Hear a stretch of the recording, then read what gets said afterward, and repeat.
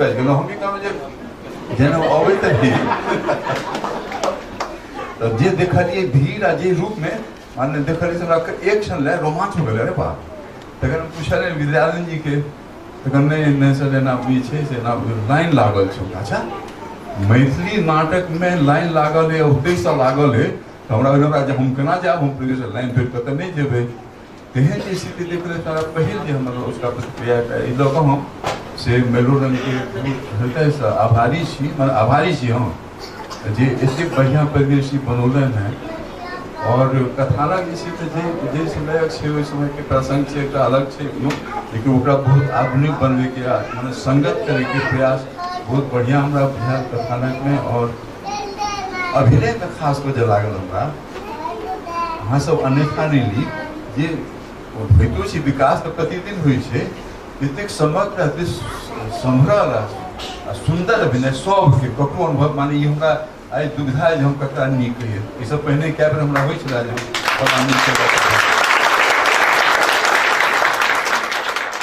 कहब माने ईमानदारीसँ कहब मुश्किल है बड़ बढ़िआँ एतेक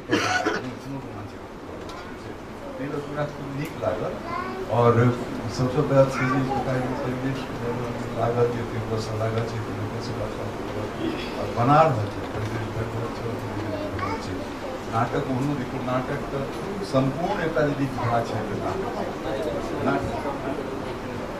नाटक जे छै से सम्पूर्ण विधा छै।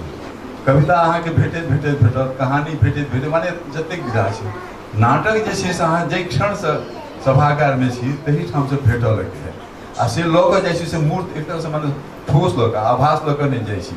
ताहि दुआरे बड्ड लोकप्रिय सब दिन रहलैए, एखनो छै और एकर लोकप्रियता बढ़ा रहल छै महिलोरमे पर एकटा तेहन हमरा लोकनि शुरूएमे प्रकाश जीके अवस्थी मोन हेतनि इएह कल्पना छल जे एकर एकटा केंद्रीय संस्था बनाए और नाटकके विषयमे जतेक किछु छै एकर जतेक उपादान छै, जतेक प्रकार, जतेक एकर आवश्यकता और अंग भऽ सकै छै तकर जिम्मेदारी केंद्रीय रूपसँ मेलोरंग लेतै। और बहुत किछु एहि दिस बढ़ि रहल है, हमरा व्यक्तिगत हमरा बहुत प्रसन्नता भऽ रहल है, बहुत समृद्ध हम अपनाके अनुभव कऽ रहल छी। और फेर हम कलाकार सबके पहिने तऽ बधाई, तकर बाद आशीर्वाद है। दोसर जे महिला कलाकार सबके जे एकटा उन्मुक्तता हमरा अलगसँ प्रभावित करैके भेल। एक आध बेर पहिनो मतलब छथि एहिमे, लेकिन एहि बेर जेना लागल जे बहुत तैयारी, खूब अभ्यास बहुत करि गेलहुँ अहाँसब, बहुत अभ्यास करि गेलहुँ हैं। और अभ्याससँ तऽ बात बनिते छै, से एकटा अलगसँ हमरा लागल। हम कहि देलहुँ ओहि बारेमे कनि बेसी कहि देलहुँ। फेर बधाई और आशीर्वाद सब एना बढ़ैत रहू और लोकके पसन्द करी।